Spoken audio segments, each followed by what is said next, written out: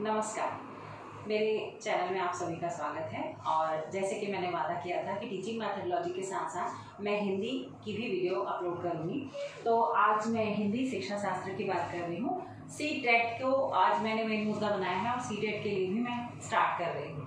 अब सी-टेट से रिलेटेड जो सबसे मुख्य बात है कि ग्रामर पोर्शन जो है सी-टेट में बहुत कम आता है हिंदी से, बट हाँ, मैं उसके भी टॉपिक्स आपको छोटे छोटे डालूंगी। बट आज मैं स्टार्ट कर रही हूँ हिंदी शिक्षा शास्त्र से, क्योंकि 15 नंबर की हिंदी शिक्षा शास्त्र आती है और 15 नंबर का आपका ग्रामर आता है, व्याकरण आता है। और व्याकरण को भी दो भागों में बांटा गया है, जिसमें से आपके 15 नंबर के अंतर्गत दो पैसेजेस आते हैं, दो गद्यांश आते हैं। अगर पार्ट लैंग्वेज 2 की बात करूँ और लैंग्वेज 1 की हिंदी की बात करूँ तो वहाँ पे एक गद आता है और एक पद आता है, मतलब एक आपका पैसेज और एक पोइट्री आती है।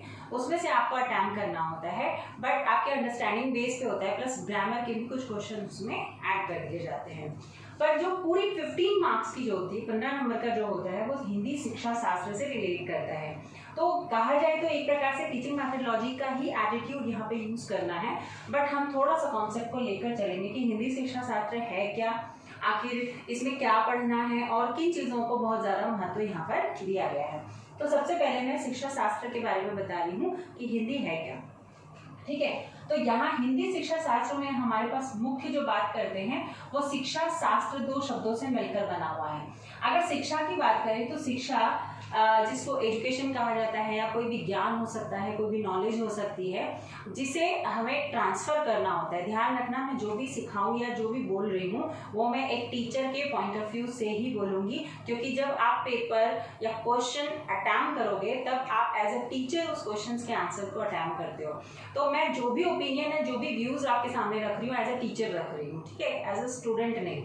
तो यहाँ पे शिक्षा का मतलब है कि एक शिक्षक अपने ज्ञान को, अपने नॉलेज को ट्रांसफर करने के लिए एक वे बनाता है, एक तरीका बनाता है, एक स्ट्रैटेजी, एक प्लानिंग बनाता है। उस प्लानिंग को परफेक्शन के साथ डिलीवर करने के लिए, कि ताकि रिजल्ट और आउटपुट जो है वो एक पॉजिटिव आ सके, एक अच्छा आ सके और बच्चों पर प्रभावी परिवर्तन देखने को मिल सके, उनके व्यवहार में एक सकारात्मक परिवर्तन देखने को मिल सके।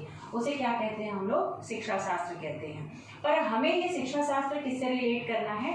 ये शिक्षा शास्त्र रिलेट करना है हिंदी से। इसका मतलब अभी तक हम किसी भी विषय के साथ कनेक्ट कर पढ़ सकते हैं टीचिंग मैथडोलॉजी में, बट जब हम हिंदी शिक्षा शास्त्र की बात करते हैं तो वहाँ सिर्फ आप हिंदी विषय को पढ़ाने के लिए एक शिक्षक के अंदर कौन कौन से गुण होने चाहिए इनको देखोगे, या हिंदी पढ़ाने के लिए उन्हें कौन सी विधियों की ज़रूरत है, या फिर हिंदी को समझाने के लिए, सिखाने के लिए, उसकी जो कौशल है उसको परिपूर्ण करने के लिए आप कौन कौन से तरीके का इस्तेमाल करेंगे।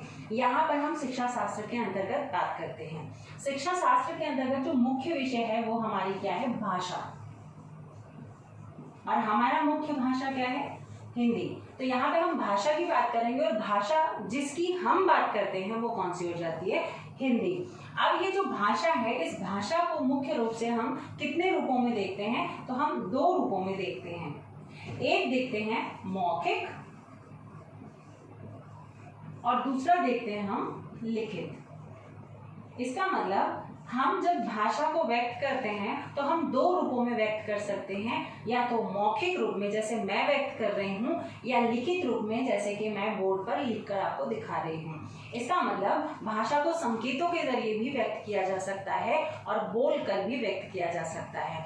जब हम संकेतों का प्रयोग करते हैं तो वो लिखित रूप धारण कर लेता है, और उस लिखने के लिए हम लिपि का प्रयोग करते हैं, और लिपि हमारी हिंदी की देवनागरी लिपि है। अब ये मौखिक और लिखित दोनों रूपों को हम दो रूपों में व्यक्त करते हैं। मौखिक के दो रूप कौन से हैं? एक, हम सुन सकते हैं, और सुनने के बाद हम बोल सकते हैं। तो मौखिक प्रक्रिया के अंदर दो रूप आते हैं, एक श्रवण कौशल और दूसरा वाचन कौशल। इसका मतलब मौखिक के अंदर हम क्या कर सकते हैं? सबसे पहली प्रक्रिया क्या है? श्रवण, और दूसरी मैंने क्या कही? वाचन। इसका मतलब दुनिया में आने वाला प्रत्येक व्यक्ति अगर सुन नहीं सकता तो वो वाचन की प्रक्रिया भी नहीं कर सकता। तो ध्यान रखेंगे कि श्रवण करने के पश्चात ही हम क्या कर सकते हैं? वाचन की क्रिया कर सकते हैं। जैसे एग्जाम्पल मोगली आपने सुना होगा, बहुत एंटरटेनिंग शो था एक जो बच्चों के लिए था। उस दौरान आप लोगों ने ध्यान दिया होगा तो उसको एक जंगल में रखा गया था और जंगली जानवरों के संपर्क में ही वो रहता था। इसका मतलब वो जानवरों की भाषा सीख गया था, वो जानवरों की तरह बर्ताव करता था, वो जानवरों की तरह ही रहन सहन खान पान जो भी उसका बिहेवियर था वो सब किसके अनुसार था, जानवरों के अनुसार था। इवन उसकी भाषा भी किस रूप में व्यक्त करता था, वो जानवरों की भाषा के रूप में व्यक्त करता था। इसका मतलब जो इंसान सुनता है वही बोलता है। एक मराठी बालक मराठी सुनता है इसलिए वो मराठी में ही वाचन करता है, बात करता है। अंग्रेजी में बोलने वाले, पारिवारिक परिवेश में रहने वाले जो अंग्रेजी बोलते हैं उनके बच्चे अंग्रेजी ज़्यादा अच्छी बोलते हैं। जो गुजराती सुनते हैं वो गुजराती बोलते हैं। यही रीज़न है कि हम हिंदी सुनते हैं इसलिए हम हिंदी अच्छी बोलते हैं। तो श्रवण प्रक्रिया सबसे पहले होती है और श्रवण के बाद ही वाचन प्रक्रिया संभव होती है। श्रवण मीन्स सुनना, वाचन मीन्स बोलना। जैसे ही हम श्रवण और वाचन करते हैं तो हम यहाँ पर पठन और लेखन प्रक्रिया के लिए संभव हो जाते हैं। पर ये दोनों जो हैं ये अनौपचारिक प्रक्रिया है, ये कोई फॉर्मल नहीं है, ये इनफॉर्मल वे में चलता है। अभी थोड़ा सा और मैं इनको एक्सप्लेन करूंगी। तो यहाँ श्रवण हो गया, वाचन हो गया, और जैसे ही वाचन करते हैं तो हम पठन के लायक हो जाते हैं और फिर हम लेखन के लायक हो जाते हैं। इसका मतलब पहले श्रवण करते हैं, फिर वाचन करते हैं, फिर पठन करते हैं और फिर लेखन करते हैं। ध्यान रखिएगा इन दोनों प्रक्रिया में सिर्फ इतना फर्क है कि ये एक औपचारिक प्रक्रिया ना होकर अनौपचारिक प्रक्रिया है। ये समाज में संभव है, यह विद्यालय में संभव है, यह एक औपचारिक प्रक्रिया है। मतलब सिंपल मैं बताती हूँ कि जब हम मौखिक प्रक्रिया की बात करते हैं तो मौखिक प्रक्रिया जो है वो क्या है, वो समाज में संभव होती है।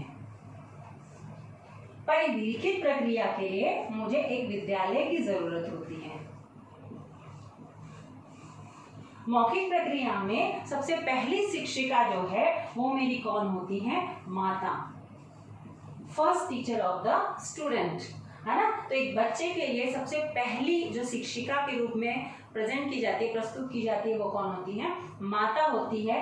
परंतु लिखित रूप की प्रक्रिया की बात करें तो वहाँ पे विद्यालय होता है और विद्यालय के अंतर्गत प्रथम जो हमारी शिक्षिका होती है वो कोई भी शिक्षक हो सकता है या शिक्षिका हो सकती है। ठीक है। दूसरी चीज देखेंगे, मौखिक प्रक्रिया के अंतर्गत मैंने क्या कहा, ये एक औपचारिक प्रक्रिया है या अनौपचारिक प्रक्रिया है। तो ध्यान रखेंगे ये जो है एक अनौपचारिक प्रक्रिया है,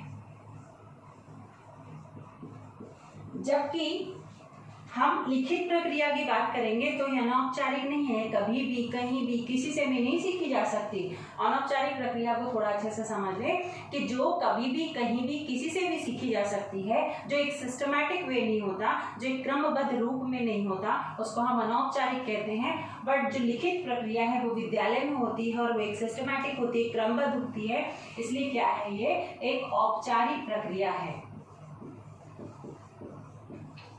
और औपचारिक होने के कारण यहाँ पर व्याकरण की आवश्यकता होती है, पर अनौपचारिक प्रक्रिया में व्याकरण की आवश्यकता नहीं होती। यह एक औपचारिक प्रक्रिया है पर यहाँ पर व्याकरण की आवश्यकता नहीं होती। पर यहाँ पर ये औपचारिक प्रक्रिया होने के कारण यहाँ व्याकरण की आवश्यकता होती है। ठीक है। दूसरी चीज देखेंगे, जब ये अनौपचारिक प्रक्रिया है, यहाँ व्याकरण भी है, तो ये अर्जित की जाती है या आपको मतलब कहा जा सकता है कि अधिगम की जाती है। ध्यान रखेंगे मौखिक प्रक्रिया जो है वो आपका अधिगम नहीं किया जाता, वो अर्जित किया जाता है। मैं यहाँ पॉइंट लिख दूँ तो क्लियर हो जाएगा। तो मौखिक प्रक्रिया जो है वो क्या होती है, वो अर्जित की जाती है। अर्जित मीन्स एक्वायर करना, एक्विजिशन करना, जो कि किसी ट्रेनिंग के दौरान आपको नहीं सिखाया जाता। आप अपने माता पिता, अपने परिवेश, अपने माहौल, अपने आसपास के लोगों को देखकर खुद स्वयं अपने आप जिस चीज को सीख जाते हैं उसे हम अर्जित कहते हैं। परंतु अगर हम औपचारिक प्रक्रिया व्याकरण की बात करें और लिखित रूप की बात करें तो ये जो है अर्जित करने की प्रक्रिया नहीं है, बल्कि ये एक अधिगम प्रक्रिया है। इसका मतलब हमें इसे सीखना पड़ता है। यह क्या प्रक्रिया है? एक अधिगम की प्रक्रिया है। इसका मतलब हम जो भी लिख रहे हैं, पढ़ रहे हैं, वो सब क्या है? अधिगम के अंतर्गत किया जा रहा है। दूसरा फर्क देखोगे, जो अर्जित प्रक्रिया है, अर्जित के लिए हमें कोई ट्रेनिंग, कोई प्रशिक्षण, कोई गुरु की आवश्यकता नहीं होती, कि किसी किताब की आवश्यकता नहीं होती, किसी कंटेंट की आवश्यकता नहीं होती, किसी मूल्यांकन की आवश्यकता नहीं होती। तो अर्जित प्रक्रिया के अंतर्गत हम मूल्यांकन नहीं करते हैं। क्या नहीं करते? मूल्यांकन नहीं करते हैं, परंतु अधिगम के अंतर्गत हम क्या करते हैं? मूल्यांकन करते हैं। अब आप कहोगे मैम कि मूल्यांकन क्यों नहीं करते? बच्चों के व्यवहार में सुधार करते हैं हम, उन्हें अच्छा या बुरा बोलते हैं उन्हें, तो वो निदान और उपचार भी तो होता है वहाँ पर, कि बच्चे में कमी है तो उसे सुधारा जाए या उसे सजेशन दिया जाए। तो ध्यान रखोगे, मूल्यांकन नहीं होता, वैसे यहाँ पर निदान और उपचार भी होता तो जरूर है। माता पिता अपने बच्चे को कमियां बताते हैं, अच्छाइयाँ बताते हैं, सुधारने के तरीके बताते हैं, पर ध्यान रखेंगे वो कोई सिस्टमैटिक नहीं होता। शायद कोई पेरेंट्स करे, शायद कोई पेरेंट्स ना करे। तो ये मूल्यांकन के अंतर्गत निदान, उपचार या प्रतिपुष्टि, फीडबैक, ये सब चीजें नहीं होता। लिखित प्रक्रिया में मूल्यांकन होता है। बच्चों के अंतर्गत कमियों को जांचा जाता है, सुधार किया जाता है। इसमें परिवर्तन होते हैं, सकारात्मक भी हो सकते हैं और नकारात्मक भी हो सकते हैं। अब थोड़ा सा चीजों को और समझते हैं। जब हम मौखिक और लिखित की बात करते हैं तो श्रवण, वाचन, पठन, लेखन, मारिया मोंटेसरी के द्वारा आपकी 4 स्किल्स दी गई थी। वैसे ही हमारे यहाँ एनसीईआरटी के द्वारा भी 4 स्किल्स दी गई हैं, जिसका शिक्षक पालन करते हुए अपनी कक्षा को पढ़ाते हैं। ये हमारे जो है LSRW के नाम से भी आप लोग जानते हैं। तो लिसनिंग, वाचन का स्पीकिंग हो जाएगा, तो इसको क्या कहेंगे? LS। अब यहाँ पे रीडिंग कर रहे हैं तो क्या हो जाएगा? ये LSRW। तो यहाँ पे हम रीडिंग करते हैं और यहाँ पर हम राइटिंग करते हैं। अब ध्यान रखेंगे, ये एनसीईआरटी के द्वारा फॉलो किया गया है। तो अगर आप एनसीईआरटी की बात करते हैं तो वहां पे आता है LSRW। बट अगर आप मारिया मोंटेसरी की बात करते हैं तो मारिया मोंटेसरी जो है, अगर उनकी बात करते हैं तो LSWR होता है। ये दोनों जो है आपस में इंटरचेंज हो जाते हैं मारिया मोंटेसरी के अकॉर्डिंग। रीजन क्या है? देखिए, एनसीईआरटी कहता है कि हर बच्चे को पहले श्रवण कराओ, फिर वाचन कराओ, फिर उसके बाद वो पठन करेगा और फिर लेखन करेगा। बट मारिया मोंटेसरी कहती हैं कि लिसनिंग और स्पीकिंग तो चलो एक व्यवस्थित और एक कहना चाहिए एक नेचुरल प्रोसेस है, परंतु राइटिंग और रीडिंग की बात करें तो राइटिंग ज़्यादा क्रियात्मक है, सृजनात्मक है, और बच्चों को रंग बिरंगे एक्टिविटी के जरिए हम लेखन प्रक्रिया आसानी से कर सकते हैं, इंटरेस्टिंग तरीके से करा सकते हैं रीडिंग की अपेक्षा, क्योंकि रीडिंग ज़्यादा बोरिंग होती है। अगर कोई बच्चा राइटिंग कर लेता है तो वह अपने आप ही रीडिंग करना सीख जाता है। दोनों के अपने अपने मत है, दोनों ही अच्छे हैं। एग्जाम में आपको नॉर्मल पूछा जाए तो आप इसको टिक लगाएंगे, और अगर आपको मारिया मोंटेसरी के द्वारा पूछा जाए तो आप इसको पूछेंगे। हम यहाँ पर एक और बात करेंगे। हमने कोठारी कमीशन की बात सुनी थी। कोठारी कमीशन 1964 में आपके सामने एक प्रस्ताव रखा था, जिसमें कहा गया था कि हर विद्यालय में, चाहे वो पीआरटी, टीजीटी, पीजीटी कोई भी हो, उसमें ध्यान रखें कि आपको त्रिभाषी सूत्र का पालन करना चाहिए। त्रिभाषी सूत्र के अंतर्गत कहा गया था कि पहले मातृभाषा को आप क्या देंगे? महत्व देंगे। महात्मा गांधी भी इसके सहमत में थे। वो कहते थे कि सबसे पहले आप अपनी मातृभाषा को ही महत्व दें। इसीलिए कोठारी कमीशन ने भी इस प्रस्ताव में बात कही कि त्रिभाषी सूत्र के अंतर्गत प्रथम भाषा जो होगी वो मातृभाषा होगी। उसके बाद सेकेंड में आपकी कोई भी 22 लैंग्वेजेस जो कि कॉन्स्टिट्यूशन में दिया हुआ है, भारत के संविधान के अंतर्गत 22 भाषाएं हैं 8वीं अनुसूची के अंतर्गत, आप उनमें से कोई भी भाषा आप पढ़ा सकते हैं, आप द्वितीय भाषा के रूप में उसे अपना सकते हैं। तृतीय भाषा जो है वो अंग्रेजी है, आप अंग्रेजी भी हो सकती है। आप यहाँ पे देखेंगे क्योंकि 22 भाषाओं में अंग्रेजी नहीं है, ध्यान रखिएगा, ठीक है। तो इस तरीके से त्रिभाषी सूत्र का पालन करते हुए आप अपनी कक्षा में, विद्यालय में पढ़ा सकते हैं। तो यहाँ पर हमने देखा कि ये सारा जो है हिंदी शिक्षा शास्त्र में मौखिक, लिखित और श्रवण, वाचन, पठन, लेखन, इनका परिचय दिया है मैंने। अब धीरे धीरे हम इनमें एक एक टॉपिक में मैं आपको एक्सप्लेन करूंगी कि इनके श्रवण, वाचन, कैसे होने चाहिए, उनके उद्देश्य क्या हैं, इनके मेथड क्या हैं, बच्चों पर कैसे प्रभावी तरीके से शिक्षण किया जा सकता है, या पठन और लेखन को हम आसानी से कैसे सिखा सकते हैं, इनमें कौन कौन से विकार होते हैं और किस तरीके से बच्चों के व्यवहार में बदलाव किया जा सकता है।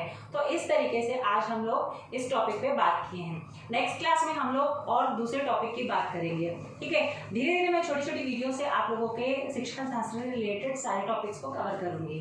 उम्मीद करती हूँ आपको आज का विषय जो भी मैंने लिया टॉपिक छोटा सा वो समझ आया होगा। आज मैंने शिक्षा शास्त्र को समझाने की कोशिश की थी। नेक्स्ट वीडियो में फर्स्ट टॉपिक के साथ आपके सामने प्रस्तुत होंगी। नमस्कार।